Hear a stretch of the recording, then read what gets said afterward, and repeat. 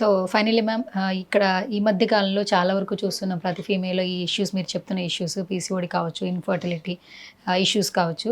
So మన doctor care హోమియోపతిలో ఇలాంటి ఇష్యూతో బాధపడే వాళ్ళకి ఎలాంటి సక్సెస్ రేట్ ఉంటుంది? ఫైనల్గా ఏం చెప్తారు?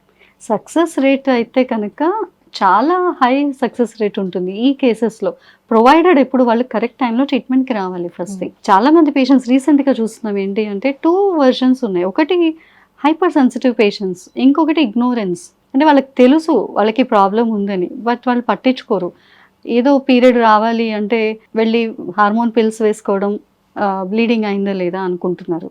లేదు అంటే మరీ ఎర్లీగా అసలు ట్రీట్మెంట్ అవసరం లేని టైంలో, కానీ కరెక్ట్గా దాన్ని అనలైజ్ చేసుకుని ఇప్పుడంతా అవేర్నెస్ ఉంది. ఎవరికి వాళ్ళు ప్రతిదీ ఏ కండిషన్ ఉన్నా ప్రతిదీ ముందు డాక్టర్ కంటే ముందు వాళ్ళు చదివేస్తున్నారు, which is also not good.